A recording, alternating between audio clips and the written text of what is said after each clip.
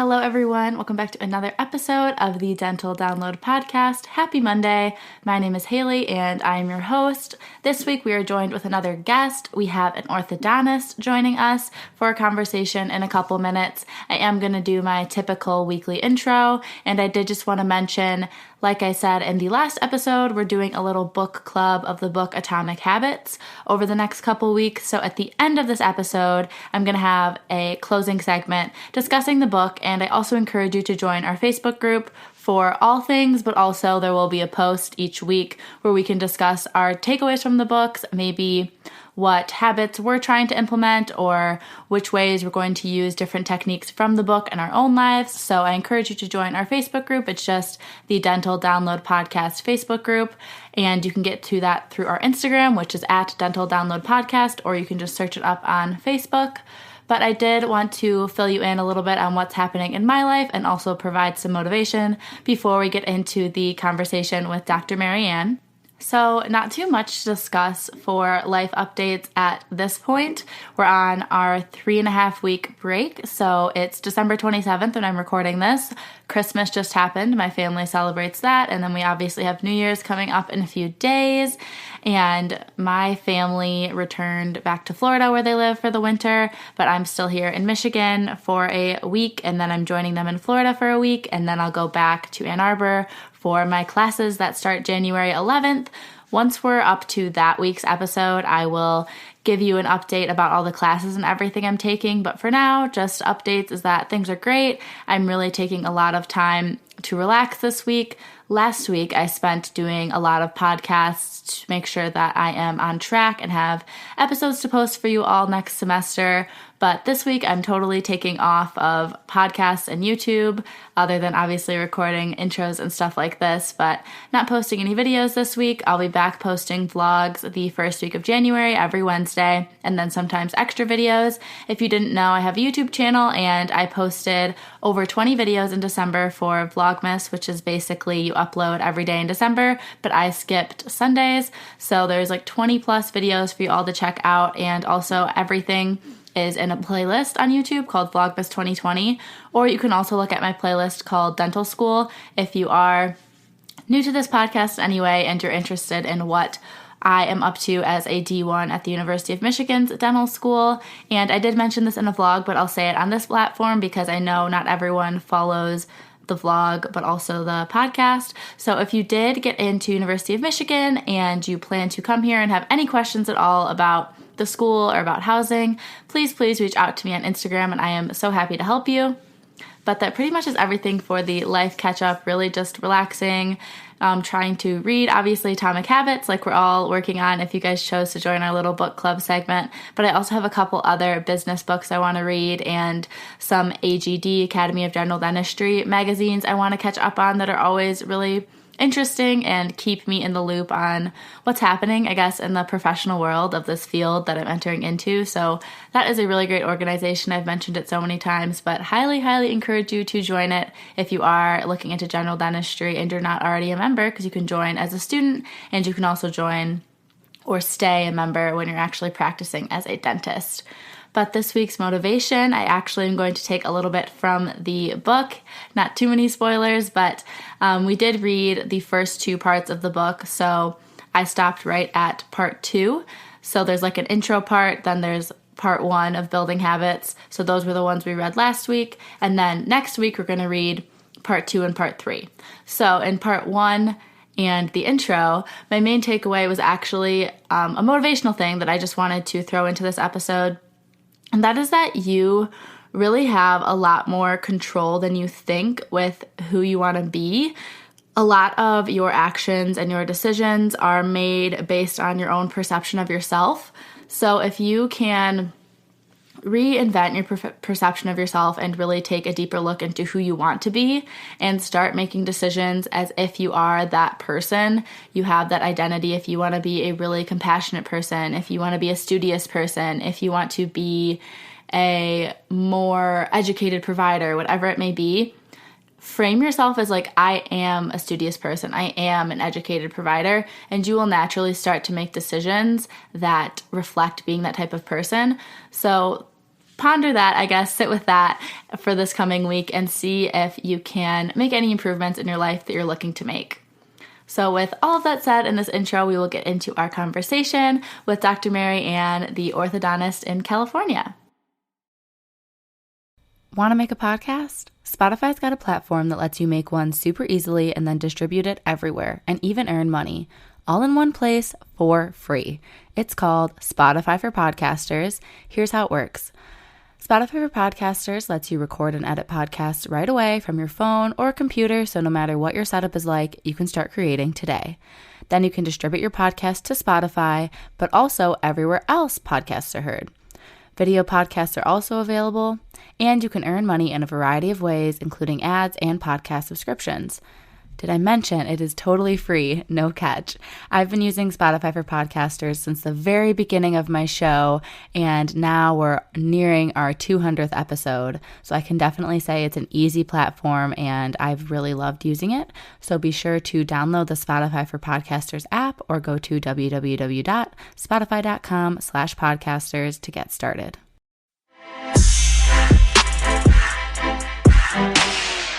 All right. Hi, everyone. We have another guest today, and I'm going to let them introduce themselves. Hi. Thanks for having me on. My name is Marianne. I'm an orthodontist practicing here in Los Angeles. Awesome. So where did you do your dental school and then your ortho residency? Yeah. First off, thanks for having me on. This is really awesome and incredible. I wish I was cool enough to do this in dental school, but I definitely didn't. I did dental school at Loma Linda here in Southern California. And then my residency, I went up to UCSF for ortho for a 3-year program. Yeah. Okay, cool. So how long did you say that you've been practicing now? Yeah, so pretty recent. I graduated June of 2019. So I thought I was well into my first year until COVID hit. So then that got kind of cut short a bit to say that I'd been practicing that long, but I'm back into the swing of things since June. So yeah, it's been about a year. It's been really great too. That's awesome. So what type of practice setting are you involved in? Is it private practice? Yeah. So, okay. Yes. Yeah. Private. So my first year, I practiced my first full year up in San Francisco. And I worked 3 different places. I worked at a kind of tech startup that was clear aligners only. I worked at 3 different private offices. And then my offices down here are also private. So I'm at one in Westwood. And it is a private office. And then my other office is actually with my family because my dad is also an orthodontist. And that's the office that I'm trying to build up to kind of make my own. So it's all private settings that I've worked at. I know there's a huge dilemma between working private or corporate. And I've I think been lucky to work in a private setting, but I think certainly if a corporate opportunity came along that fit the person, that's certainly something fine to explore as well. Yeah. And are you doing or have done the multiple practices just to like fill your work week? Are you like an associate level at those practices? Okay. Yes. Yeah. So I would say, at least for any resident out there, or someone thinking, what is the future after orthodontics? I would say the best advice I have right now, looking back, is have a roadmap of where you're going, because graduation came really fast and then you kind of want to know where you're going to be. So I had in the back of my mind that I'd be working with my dad, but I knew that wasn't a full-time opportunity. And unless you're in a corporate setting, I think it is kind of hard to come by a full-time private practice setting. Of course, everyone has different situations, but to be able to fill however many days that you're desiring to work, it's a lot easier to come by, say, an office that's like, oh, I'll have you 1 day a week, or I'll have you 2 days a week. And then you find another position that takes you for 2 days a week to try to fill up your days. So it is a bit tricky as a specialist to find an office that will be able to take you on full time, just because if you are an associate at that office, the owner doctor certainly is going to want to work at their own office unless they're taking the route of managing multiple offices. So Yes, I'm an associate at my previous experiences were all associateships, as well as the one that I'm in now. And then my office is, I mean, I feel like an associate because you're trying to make it get bigger and bigger. So you're always working pretty hard at that, but it's more ownership, I would say, with my family. Okay, that makes sense. And could you talk a little bit about your experience you said it was UCSF for your orthodontic residency? Yeah. Can you talk about maybe some of the highlights of the program? Yes, it is. It is an awesome program. That is not to go without saying that I know every resident, every program has their issues, but like if anyone came to me asking like, should I go to UCSF? Well, I've heard this and that, whatever, like it's a great program, not only by virtue of like the faculty that are there that really care about you, but for me, I know COVID has kind of thrown a wedge in terms of everything going on right now, but in terms of my experience at that program, I saw so many patients. I think it was like 90 starts. I had transfers. It was almost like I couldn't keep up. So to me, like that is what residency is. You want the experience, you want the exposure, you want to see every malocclusion, every case type that comes at you. Like you want to see it so you're not caught off guard one day in the real world where you're like, I don't know how to deal with this case. So to me, UCSF, its strong point, not only it had the research, of course, it stands like pillar of research, all these things. You have so many opportunities just with the resources that they have, but also to me specifically, it was just the patient base, because SF, there's like every different type of person there, every ethnicity, every malocclusion that comes with it, you are going to see it and you're going to treat it. So to me, that was the best thing that came out of UCSF. And of course, your co-residents, it's fun. SF is a beautiful city to be in. So it was really heartbreaking for me to leave, but it was just the experience as a whole of the patients, the faculty, your co-residents. It was a great experience. And I just blocked out, the bad memories of struggling and all those terrible things. But I think that comes with every residency program. There's always something you have to deal with.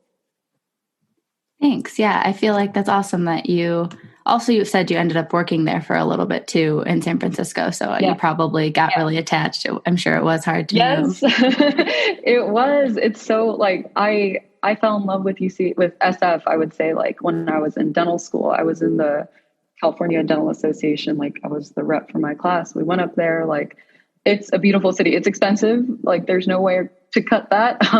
So it's expensive to live, but thankfully, if you are considering going and you do get in the tuition, it's a public school, so the tuition kind of offsets the cost, especially if you're in state, which made it much better. But it is definitely expensive, but it's a beautiful city. Awesome. So are you able to reflect back a little bit about why you chose to pursue orthodontics and if you did end up considering any other specialties?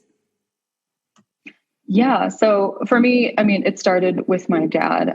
He opened a private office a couple years out of graduating. And it was a second career for him. So it's not like my whole life he was in orthodontics. So maybe when I was in my teens, he opened the office and I would go there and shadow and work. And that's where it all started. So to me, that's where it started. And then I went to college and that was kind of the path. I maybe considered like other careers, like, oh, I want to be a lawyer, this and that, but I kind of stuck with dental. And then I think I questioned it in dental school because I was really burnt out studying all the time, but I pushed through that. And then when I was in my third year in dental school, I started doing like the serious, okay, let me shadow. I think I did like the implant department at Loma Linda because theirs was really strong. I hung around perio. I really considered oral surgery, but like I didn't think I had the personality to do oral surgery.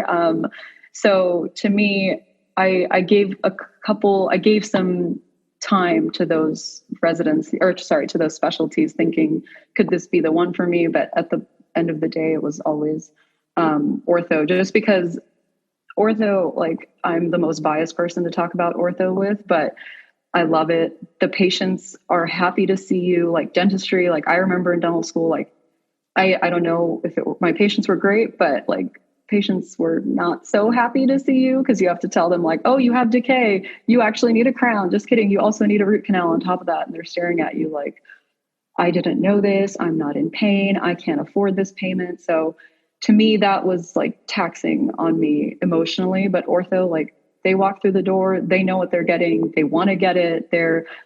Bummed that braces are also kind of sucky, but they are more enthusiastic about it. So to me, it was more of a personality thing that I thought it was something that fit me because I was excited to see my patients. They were excited to see me. There was no question about whether or not they wanted to be there. They wanted to be there to get the outcome that I could deliver to them. So it was more of something that would lend to a better quality of life to me. And I like it. I like, awkward teenagers. They're funny. They're weird. You get to kind of stay in with what's going on.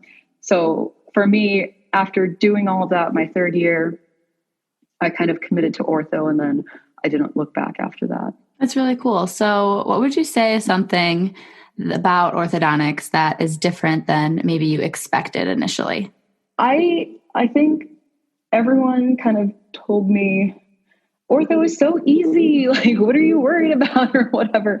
And I think anyone that tells you that, or they say ortho is boring, and I kind of had those fears, like, what if I am going to be bored? Like dentistry, you can do, I don't know, filling, crown, root canal, whatever you want. But ortho is just ortho. And what if you're bored and you find it boring? And like, that's a lie. Anyone that tells you that, or anyone that gets that thought into your head I don't unfortunately think they don't know what they're talking about, because I never get bored. I mean, I realize I'm pretty new into practice, but I think I've seen enough that there's always something to keep you on your toes. So I just think it's so fun, and it keeps you so busy. So, and there's, especially depending on the practice that you're working at, if it has a good flow of patients, your assistants are motivated and excited about what they're doing. Like, it's the most fun work situation to be in, because people are just ready to see you. Everyone's excited about colors. I don't know. It's a great place to be a part of. So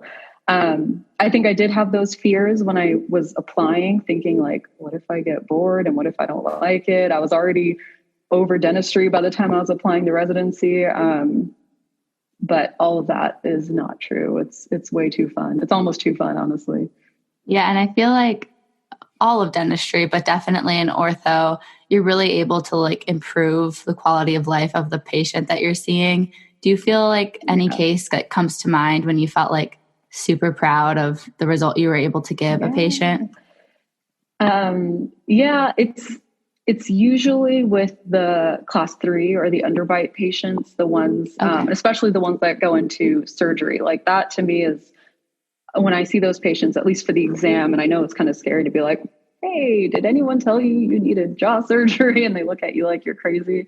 But those patients, like, it's usually the surgical patients that are the most life-changing impact, because when you have an underbite, like, you only know how you are able to function with that bite, which is how you eat and the kind of modifications you have to do to be able to eat properly. But when their bite is fixed, and let's say like 3 or 4 weeks after surgery, when all the swelling is down, it's like they're a different person. First of all, facially, they're a different person, but functionally, I've had a patient, it was one in residency, that she was like, I didn't know that this is how I'm supposed to be biting. Like, this is completely foreign to me. And she's like blown away by the fact that this is how she was supposed to be biting, like, for the past, I don't know, however many years of her life. And now she's like, oh, I didn't know I was missing out on all of this. So that is life changing. Of course, on the other extreme, there's the class 2 patients with more of a overjet. And if you're treating for, let's say, not only the bite, but for airway purposes, then they come back to you. I had one patient also that was like, I breathe better, I sleep better, I'm not as tired during the day. Like, so I understand orthodontics there's obviously the aesthetic component of it. There's the dentally functional component of it. But when you bridge it with surgery, that's, I think, the most life-changing component. So, and even for all the patients, like, everyone, we ask them, like, what is your chief complaint? What do you want to be here for? And people are very honest on those things. They say, like, I have low self-esteem. I've always been self-conscious about my smile. And like, they boldly admit it. They know why they're there. And so for every patient, there's something that you do that changes their quality of life. So there's the extreme end of surgery. And then there's my lower tooth is crooked. My orthodontist fixed it. And now I'm happy and I have the confidence to smile. So it's on all ends of the spectrum. And you mentioned that obviously sometimes patients do need surgery, and I'm assuming the oral surgeon is the one that does that. Do you do you feel like you're working more closely with general dentists or oral surgeons, or kind of like a mix? It's a mix. And I think in residency, it was more, I knew the surgeon because we were working with the surgeons over at UCSF. So I was really familiar with them, and they were really cool, honestly. So like they were excited about what we were doing as what they were able to do. And then down here, I'm slowly trying to familiarize myself with like the surgeons in the LA area, as well as the dentists, of course. But we work with, honestly, it's all specialties. Like the most important thing for dentistry, like I learned this, honestly, another great thing about UCSF, we had so many like interdisciplinary seminars. So we met with surgeons, we met with perio residents. I think that interaction is what's best, because you don't know what the other specialty can provide to the patient, or maybe you have an idea of it, but you don't know specifically what they could provide. Like I thought I knew perio, but through all those seminars, like it blew me away. I was like, wow, we could do all these things. They're capable of providing all this input. So I love working with periodontists. Like they're so well versed on what they can and can't do with all the gingiva, whatever you want to do, whatever graft, whatever soft tissue, bone graft, they'll handle it. So to me, I love working with specialists, and it depends obviously on the specialist that you're working with. Are they the type that's like excited to chat with you about stuff, or the type that's kind of not so excited? So the more excited, the more enthusiastic they are in terms of seeing like, we're working together on this. It's not like one person is telling the other person what to do. It's kind of, hey, I want to do this. Can you please evaluate XYZ and then tell me your input, and then let's talk about it. So it's on all ends of the spectrum in terms of working with GP, perio, oral surgery, endo sometimes if I see like bombed out tooth and we definitely can't extract it. So please, at least to help with the malocclusion. It's really fun once you kind of get different professionals on board and kind of see their education and their background, because obviously if they went to a different school, they have a different perspective to offer you and what you can offer, what's best to the patient. Yeah, that makes a lot of sense. And you mentioned like underbite and overjet, and sometimes that you do need to do more like complex treatment planning or maybe surgery. Like how common are these cases that maybe require surgery or more complex versus just like you said, like a teenager that's getting braces? So it depends on not only like the area that you practice, but also the setting under which you practice. For example, like when you're in a residency setting, you are going to give every treatment plan under the sun to that patient because that's part of your training. So you're going to tell them, we could just do braces. We could do extraction. You could benefit from surgery as well. And there are patients that fit into that category. And that in the real world, not that it doesn't apply, not that you are not required to inform them of those benefits, but it's a bit more honed down. So before I get into that, like residency, I would say like I had maybe 10 surgical cases, extractions. Like I'm not 100% sure, but I had enough that I saw the different extraction patterns. Majority still is straightforward, just braces. You're not worried about like having to extract or anything like that. But it's predominantly more, I would say, in residency because you are delivering the ideal treatment plan for that patient. And it's a different setting when you're in a school and patients kind of know that this is an educational setting. There is a different set of rules kind of. In the real world, I would say that patients are more tuned into what it is they're getting. So if you have a patient that's borderline extraction or non-extraction, they have their input. They're not kind of beholden to like the school saying like, no, this is how we treat ideally. Not to say that you're doing a disservice to them, but obviously you have to explain like, look, the risks of treating you non-extraction, your teeth are going to procline, you may have bone loss, XYZ. This is why I don't advise it. However, of course I can treat you non-extraction, but your teeth are going to be blown out forward. And it's to them to decide if they want to do that, if they don't want to do that. They have the ability to choose. And then I would say surgery is a lot less in the real world, just because patients are not jumping to get surgery. Like I understand. If someone told me like you need jaw surgery, I would definitely be thinking 2 or 3 times about it before saying like, you know what, this is the way I have to go. But that's where it kind of relies upon the provider to tell the patient like, look, I have seen this in my training that this is the best outcome. And depending on how strongly you feel that it's going to benefit the patient, that's when I spend more time telling the patient, like, look, your quality of life will improve. You'll be able to function better. And in the some like extreme ones, I'll tell them like, look, I cannot treat you without surgery. Your bite will not fit. You will hate me for it. Like, I can't do this. And at that point, when the patients are seeing how desperate you are to try to tell them like, look, there's no other way to cut this, they kind of are more receptive to what you're saying. I would say though, like in the real world, it's a little less regimented as it is in residency, but that's just the nature of what you're dealing with, that patients kind of know what is happening in a private office versus in a school setting. But obviously your goal is to tell them, hey, this is treatment plan A, B, C. I feel like based off of what you're telling me and what your goals are, I think B is the best treatment plan.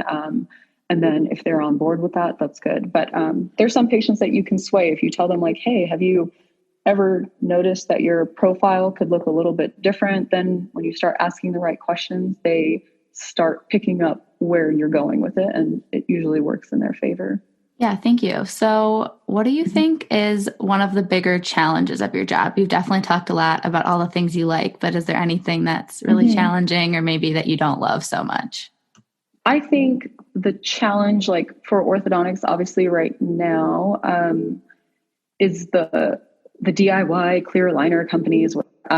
So having to see patients, it's not so much the patients, but I would say like, for example, friends that ask me like, what do you think about it? Or even, there's patients that ask, and you have to sit there and be like, yes, we charge much higher than those companies because we are licensed professionals. And not to say, I know there are some companies that use licensed professionals, of course, but we are doing the due diligence to make sure that we are doing it the right way as best we can, blah, blah, blah. I'm not just mailing you stuff and saying like, go wear it. I don't know what'll happen afterwards. So I think that like trying to revamp the image that orthodontics is, it is a medical treatment. It's not like, you're not going to do DIY heart surgery. Like, and I understand orthodontics and heart surgery are certainly different things, but there are risks and complications that can arise that really upset the patient, that are really painful. Like you can lose teeth. I've seen cases where there's an impacted tooth and the person had small direct club treatment or whatever treatment, I don't know. And it's just outrageous. So to me, it's trying to reorient or repicture in the patient's brain, like, why is this treatment worth this much? And why is it worth to see a licensed professional versus going through the DIY companies? And I understand like it is a steep price to pay, but there is value in that. So I would say that's kind of one challenge. The other challenge I would say is trying to explain to the patient why their treatment is still going on when they're like 13 months in and ready to be done with it, but you're sitting there trying to understand how to get their bite to fit perfectly. Because patients inevitably can't see what we see. They don't see that their bite doesn't fit perfectly in the back. And to me, as a professional that's trying to do the best job that I can, like I want to get it fixed. Like I don't want to leave it bad because that's my mark on their life. And if some other dentist one day looks and says like, what did this orthodontist do? None of their, cusps are touching, blah, blah, blah, whatever.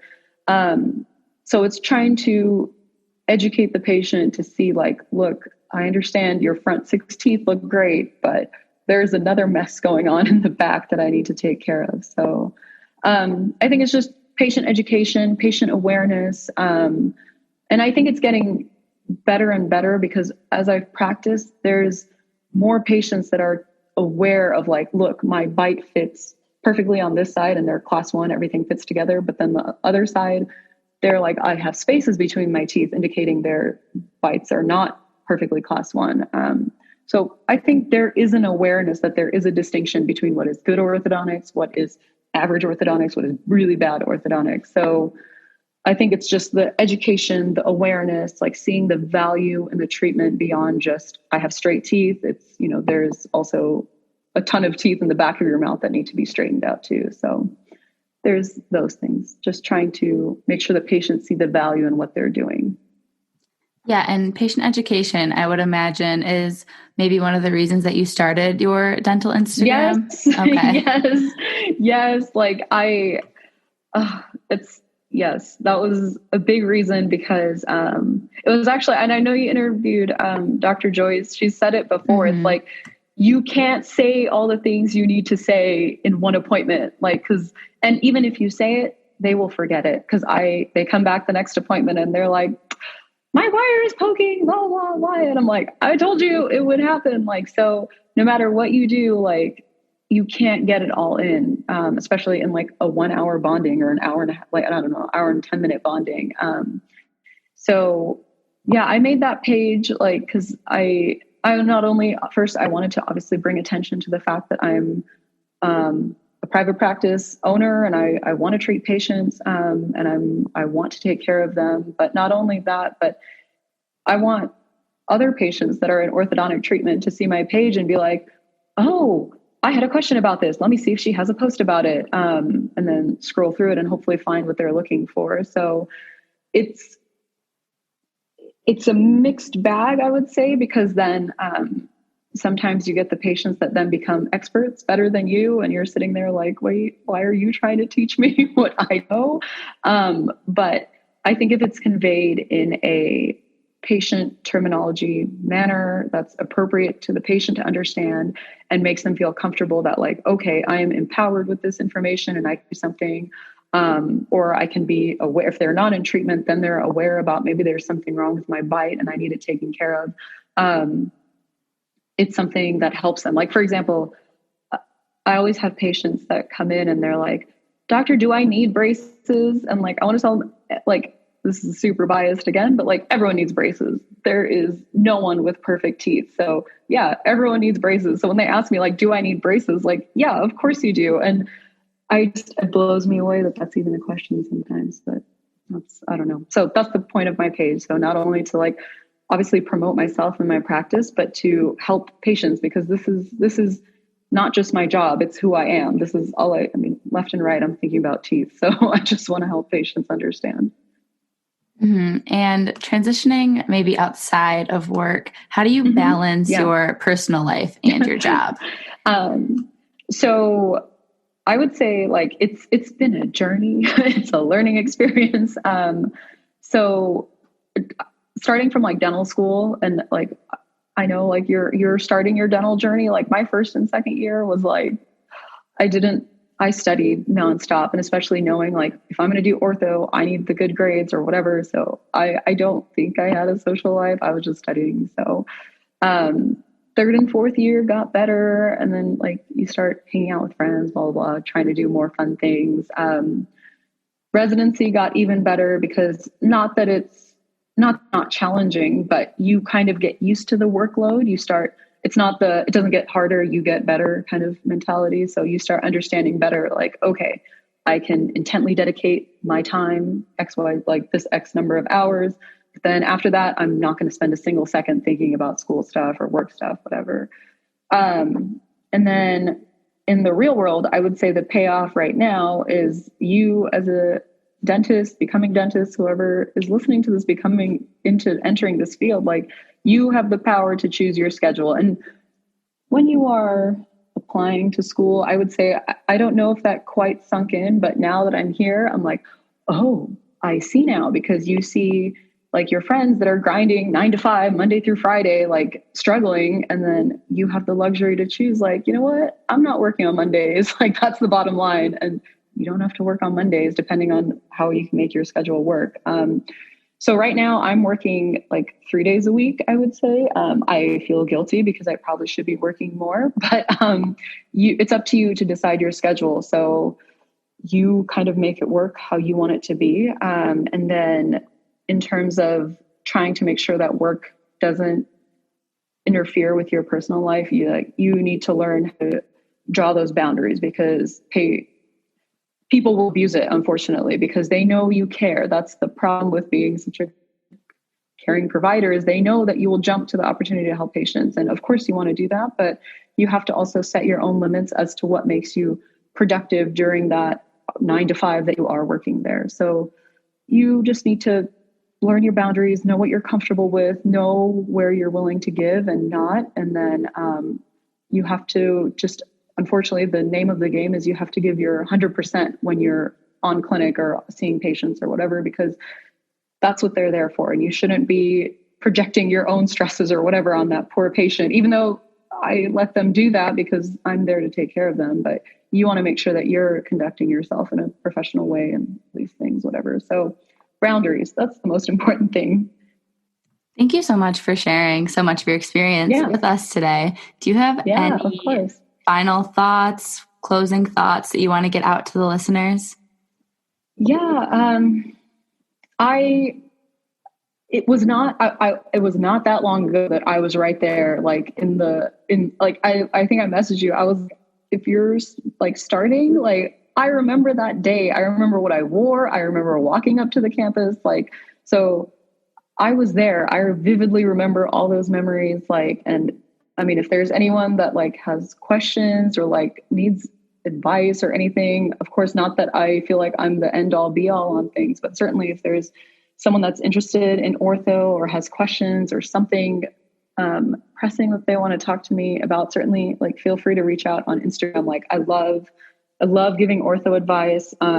Unfortunately, I will probably give, like I said, the most biased advice because I think this is the best profession ever. So if you want someone to convince you to go into ortho, I can handle that. But if you also, I of course want to be honest and try to assess your situation and recommend whether or not it's something that would fit with your lifestyle or your personality.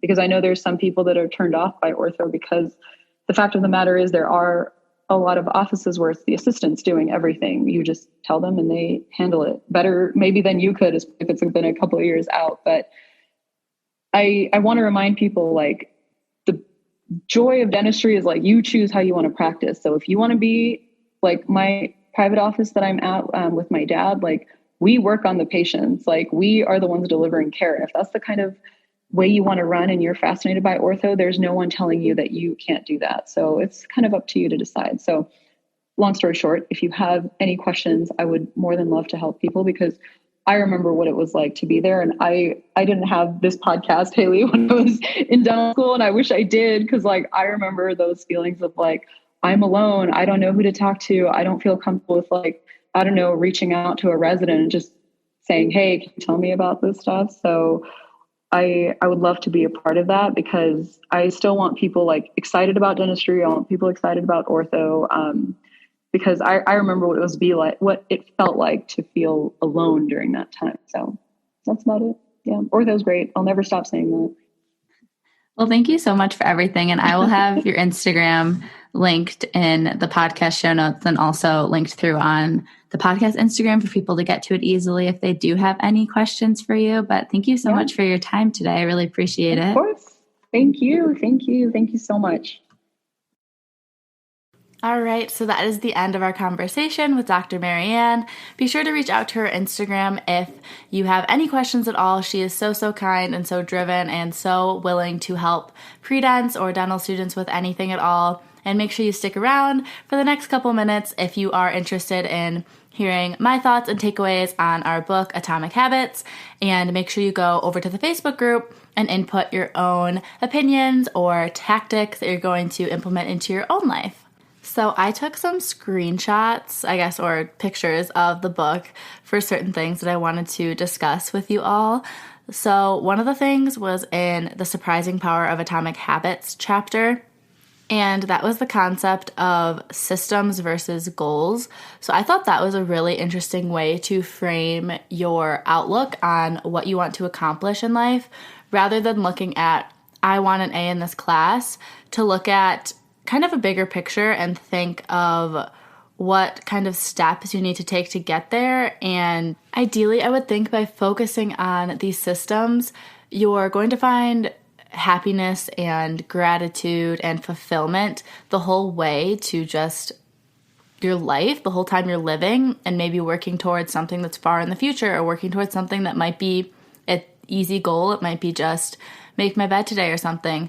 But whatever it is, I think that by looking at the systems rather than just thinking about this goal, whether it's easy or going to take a long time, it helps to, like I was saying in the intro, make you complete certain tasks or routines more frequently to get to that goal. And by doing that, you're laying the foundation to be a certain type of person. So like I said, if you wanted to get an A in a class, maybe you want to be a studious person. So you're going to view yourself as a studious person, and you're going to make sure that you study that class 2 hours every day. And that would be the system. The system would be putting in the effort every single day. And I think that that can be applied to a lot of things in life. I think for me, going into 2021, which is also a great time to be reading this book as we're heading into the new year, I think that for me, yes, I'd like to perform a little bit better in my classes, but I think that the biggest thing for me is going to be my physical health and getting back into exercise. I know that's like a very cliche thing to do in the new year, but I think that it's something that I've always thought of as like, oh, I should work out more, working out's good for me, whatever it may be, rather than framing it like we were saying before, that like I'm a healthy person. Not, oh, I wish I was more healthy. Like, no, I am a healthy person. So I'm going to make the decisions that I'm going to take breaks during the day and do 10-minute workout videos, or after lunch, I'm going to do an hour workout, whatever I kind of decide is actually realistic and most beneficial. And if you frame yourself as a certain type of person, you're going to want to make those decisions. And that's one of the biggest takeaways I got from the first two parts. I don't know about you all, but I would love to hear what you thought as well. And I'll just read a little quote from the book here. So it says, "A behavior that is incongruent with the self will not last. You may want more money, but if your identity is someone who consumes rather than creates, then you'll continue to be pulled towards spending rather than earning." And then it talks about health and other different things you might be trying to live like. So I think that just really hit home for me. And I was like, okay, yeah, you can want all these things, but doing something about it one time isn't going to change anything. You need to literally reframe your life to get what you want a lot of the times. So that's just really, it hit home, and it made me kind of contemplate and ponder things more. I don't know if that chapter was really impactful for you all or not, but I know for me, that's one of the things that stuck out the most in the first two parts that we read. I would also be interested to hear if any of you engaged in the habit tracking, where you write down everything you do and then give it a plus or a minus or like an equal neutral sign. I haven't done it yet, but I'm interested to try it once I get back into school, because I think right now my life on break is so different, but it could be beneficial to do it now, even before there is all the school and kind of outside forces. Just what am I doing when I don't have to do school? So this upcoming week, I think I am actually. I just changed my mind as we're speaking. I'm going to try it, and then I'll try it again when I get back in school and have to be studying and doing lectures all day. So if any of you had done it, I would be very interested to hear how it went, or even see what you wrote down. And then I think one of the other big takeaways that we could have gotten from these first two parts is the part about habit stacking. So there was a couple things interesting I felt with the, I don't know how to pronounce the last name, Diderot. I'm probably not saying that correctly, but basically the person that ended up getting a lot of money and kind of had the, I guess, like wealth change their perception of their life and just started upgrading everything in their lives.